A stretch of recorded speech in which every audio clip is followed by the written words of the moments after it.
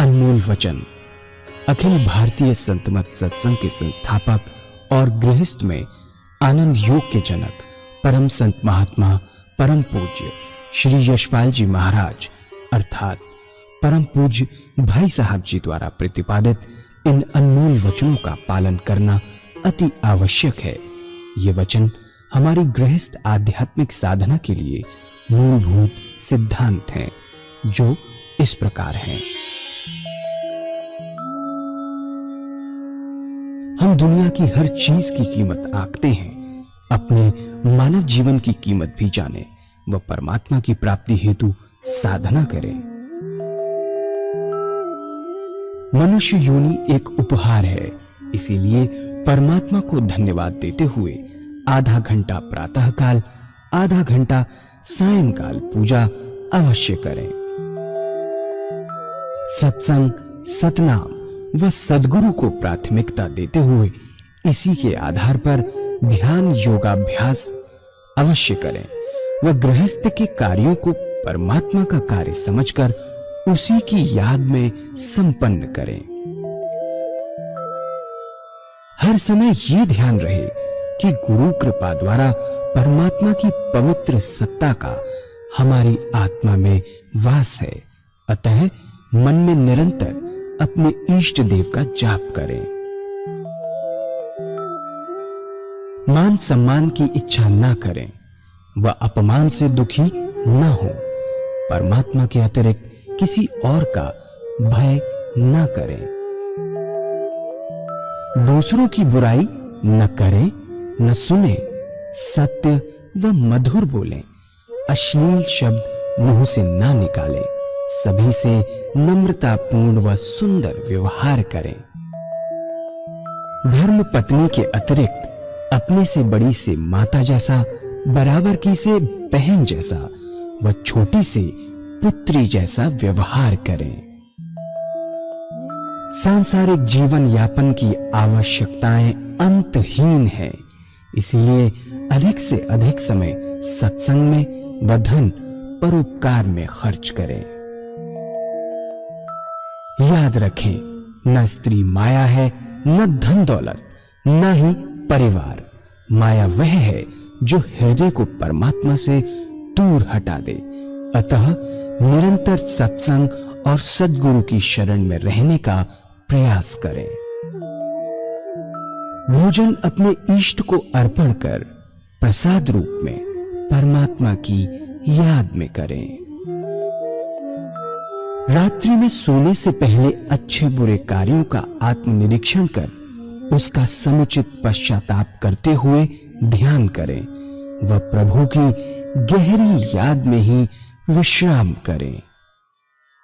परमात्मा तू ही है, तेरी इच्छा पूर्ण हो।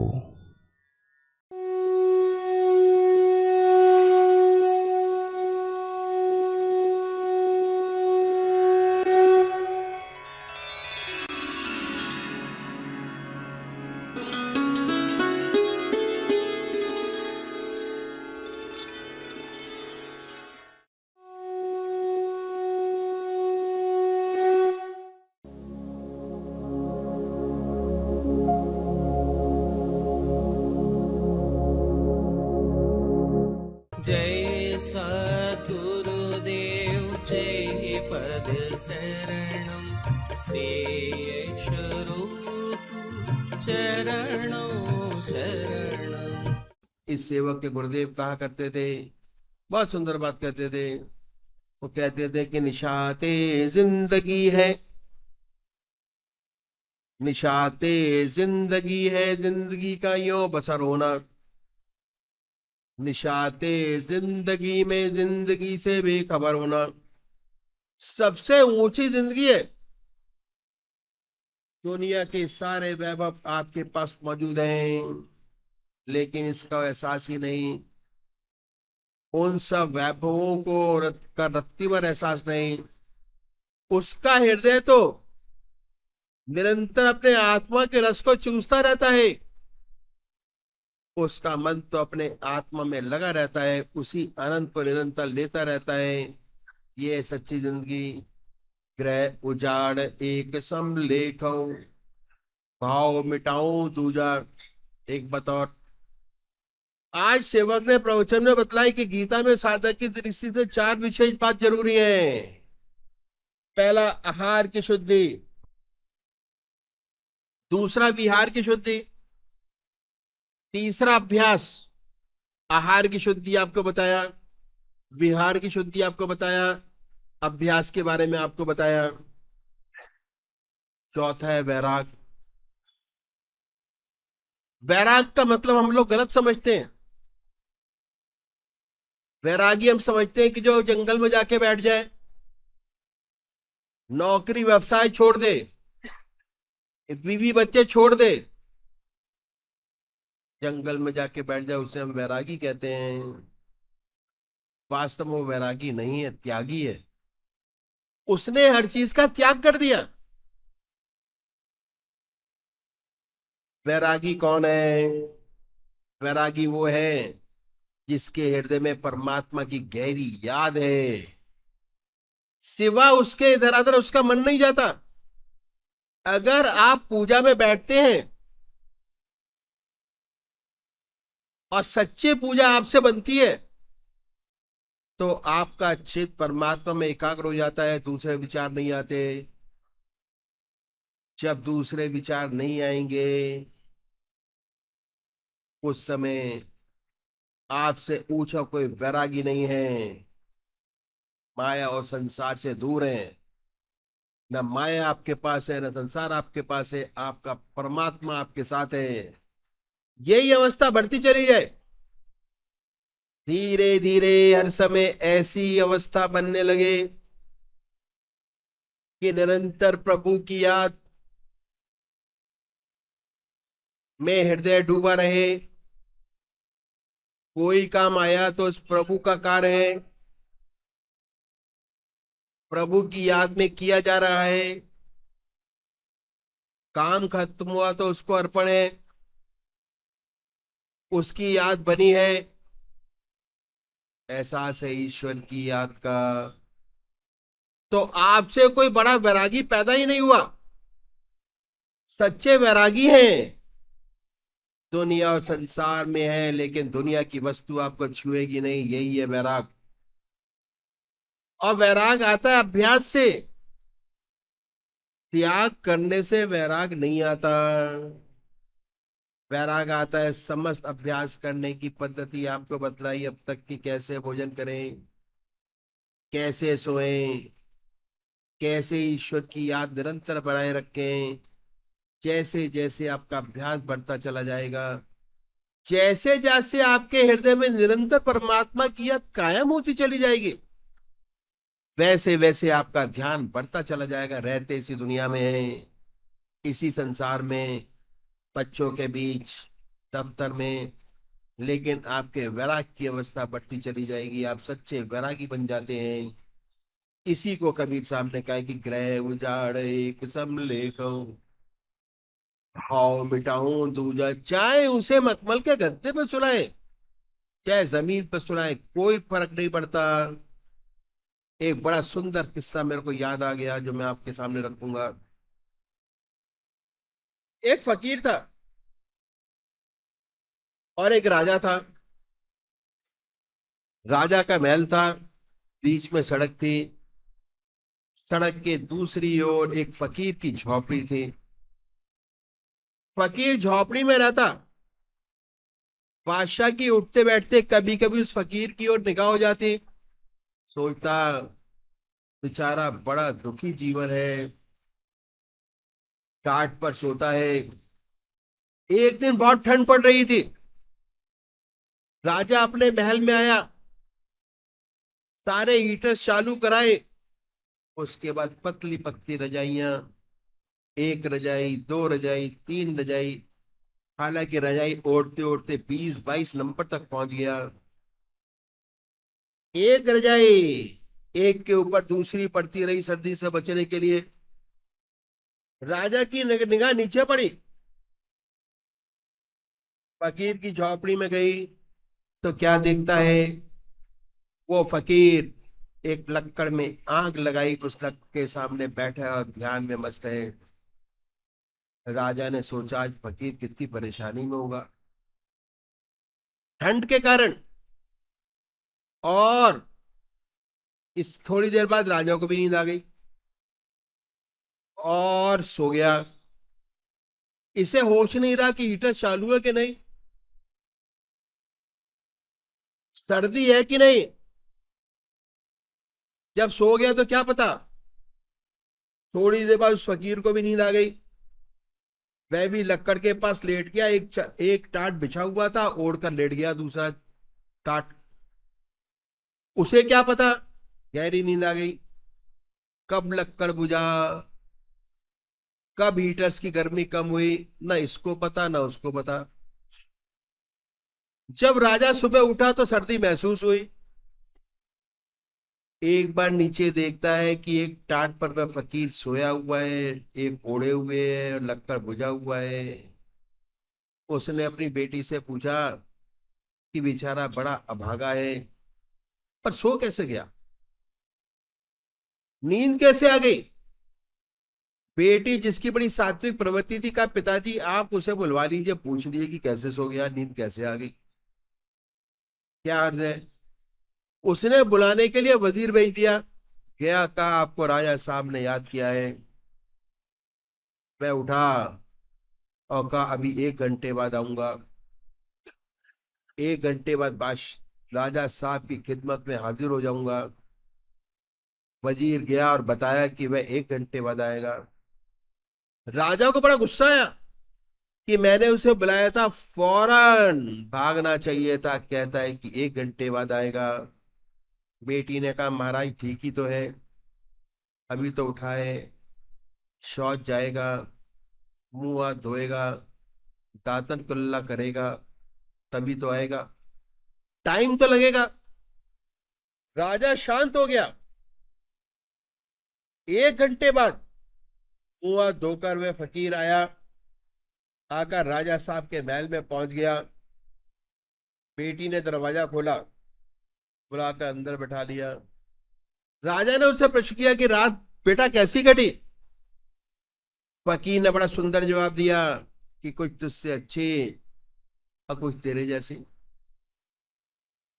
राजा को बड़ा गुस्सा आया, कहता है कि कुछ तुझसे अच्छी और कुछ तेरे जैसी, इतनी सर्दी, इतने हीटर्स चालू, इतनी रजाइयां, तब तो सर्दी गई नहीं।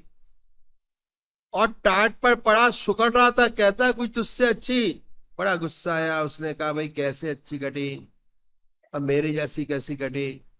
तो उसने बड़ा सुंदर उत्तर दिया। उसने कहा राजन, जब तू महल में दाखिल हुआ सर्दी से ठुठर रहा था, सारे हीटर चालू कराए, उसके बाद एक के बाद एक रजाई ओढ़ता चला गया।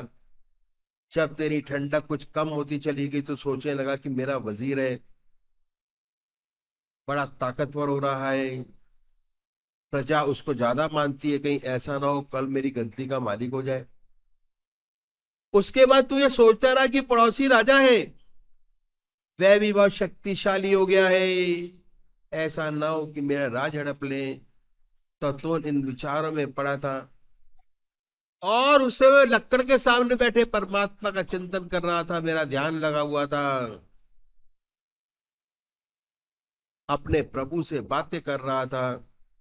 जितनी देर तुझे सोने में लगी और मैं जागता रहा, मेरी रात तुझसे अच्छी कटी। जब तू सो गया तो तुझे क्या पता कि हीटर चालू है कि नहीं, रजाई ओढ़े कि नहीं।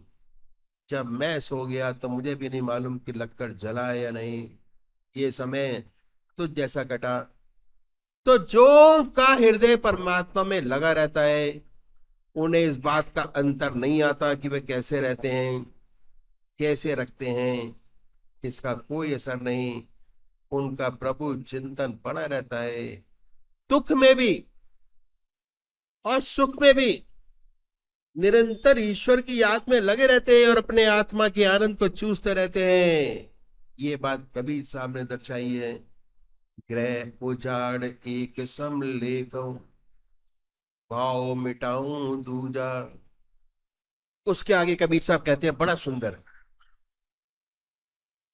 आंख न मूंदऊं कान न रूंदऊं तने कष्ट नहीं धारऊं, खुले नैन पहचानऊं हंस हंस सुंदर रूप निहारो।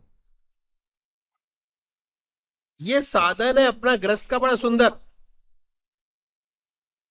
कि जब ईश्वर की याद में बैठिए, रिलैक्स होके बैठे, कोई टेंशन नहीं, टेंशन फ्री, मानसिक खींचतानी नहीं, आनंदमयी अवस्था बनाइए।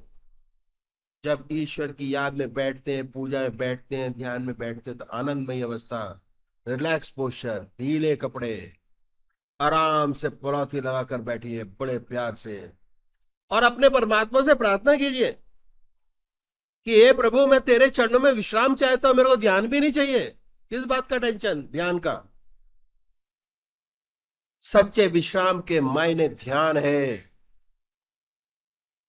माइंड को रिलैक्स करना है ध्यान से, शरीर को रिलैक्स करना है, शरीर का खाना सोना, शरीर को आराम मिलता है सोने से, अब मन को आराम मिलता है ध्यान से। मन का खाना ध्यान, शरीर का खाना सोना, मन का खाना ध्यान। प्रभु के चरणों में विश्राम करेंगे, सब विचारों से खाली रहेंगे, उसी का चिंतन होगा, उसी का ध्यान होगा, और बड़ी आनंदमय स्थिति आपकी पैदा होगी। ध्यान में स्ट्रेन नहीं करना, बिल्कुल मानसिक खींचातानी नहीं। ये अभ्यास इसलिए कबीर साहब ने कहा है कि आंख न मूंदऊं कान न रूंदऊं तने कष्ट नहीं धारो, खुले नैन पहचानो हंस सुंदर रूप निहारो। आंख मूंदने की आवश्यकता नहीं है। जब पूजा में बैठते हैं, बड़े प्यार से उनकी मूर्त अपने सामने बनाए, बाई थॉट, ख्याल से। कान में डट्टे लगाकर शब्द सुनने की आवश्यकता नहीं है। बहुत से लोग कान में अंगूठा लगाकर आज्ञा चक्र पर मन से विहारत बनाते हैं कि किसी तरीके से हो जाए, नहीं होता। इसका ताल्लुक तंदुरुनी है, चित्त की एकाग्रता से है। जैसे जैसे आपका मन एकाग्र होता चला जाता है, स्वतः आज्ञा चक्र पर स्पंदन अपने आप होगा। इसलिए जबरदस्ती करने की कोई जरूरत नहीं है, अभ्यास करने की जरूरत है। और अभ्यास के लिए सत्संग में जाना बहुत जरूरी है। बार बार मैं आपको रिपीट कर रहा हूं, अगर वाकई में इस रास्ते का असली फायदा उठाना चाहते हैं, आनंदित होना चाहते हैं, अपना आनंद लेना चाहते असली, तो सत्संग में अटेंड करना, सत्संग में जाना बहुत जरूरी है। आश्रम पे आना बहुत जरूरी है। अगर 5 दिन आप वहां रहेंगे तो समझिए पावर स्टेशन के पास पहुंच गए। 5 दिन, 1 साल तक उसकी एनर्जी धीरे धीरे कंज्यूम होती रहेगी, और सत्संग में जाते रहेंगे तो कम नहीं होगी, बराबर बनी रहेगी वही की वही। परमात्मा की याद। आंख न मूंदऊं कान न रूंदऊं तने कष्ट नहीं धारऊं, खुले नैन पहचानऊं हंस सुंदर रूप निहारऊं। कान में डट्टे लगाकर सुनने की आवश्यकता नहीं है। शब्द सुनिए, कोई जरूरत नहीं है, बड़े आराम से। शब्द निरंतर से मन लागा, मलिन वासना त्यागी, उठत बैठत कबहु न छूटत ऐसी तारी लागी। शब्द निरंतर से मन लगा, निरंतर उस परमात्मा का चिंतन है, हृदय में वो देवी शब्द बराबर हो रहा है। जैसे ही आंख नीचे, देवी शब्द शुरू हुआ, सुनता रहता है, मलिन वासना त्यागी, क्योंकि उसका हृदय 24 घंटे परमात्मा की याद में लगा रहता है। मलिन वासना, खराब वासना पैदा ही नहीं होती। ऐसे हृदय में किसी का बुरा चिंतन नहीं होता, हर एक की भलाई चाहता है, सारे विश्व का कल्याण चाहता है। कभी उसके हृदय में मलिन वासना पैदा नहीं होती। ऐसी सुंदर स्थिति प्राप्त हो जाती है। मलिन वासना का त्याग हो जाता है श्रद्धा के लिए। सेवक के दादा गुरु महाराज कहा करते थे कि ये रास्ता उन लोगों का है अगर कुंद छुरी से तेरे कोई गर्दन भी काटे, तेरा हाथ दुआ के लिए उठे। ऐसे लोग हंसता है। संत अपना बुरा चाहने वालों का भी हमेशा भला करते हैं, उनकी ऐसी आदत हो जाती है। जब अवसर मिलता है, अगर कोई ये बुराई करता है तो बुरा चाहता है, परमात्मा जब मौका देता है तब उसकी सेवा करते हैं, उसके जीवन को बदल देते हैं।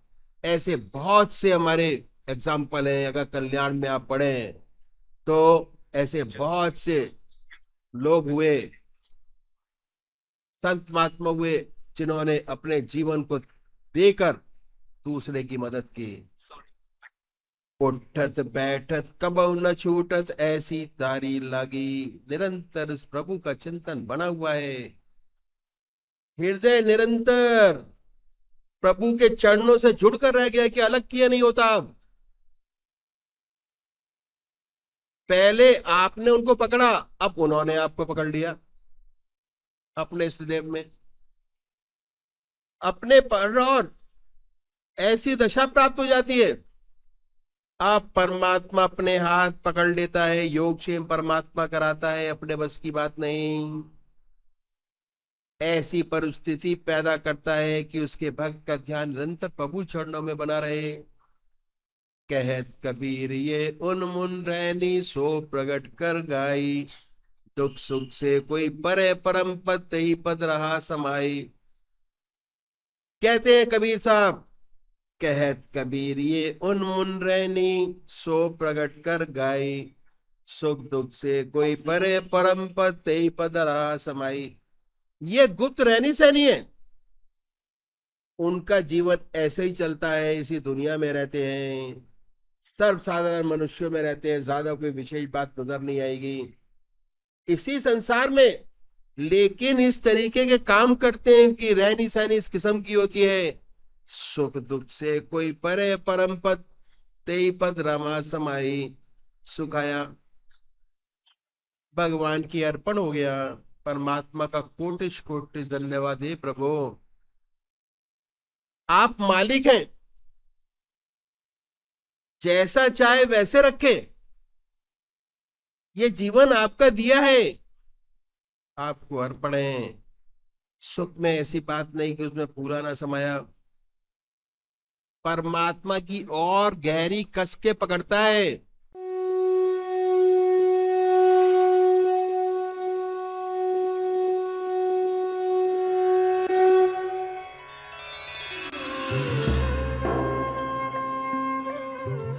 ध्यान योग के कार्यक्रम आनंद योग से निशुल्क जुड़ने के लिए संपर्क करें 9810239677।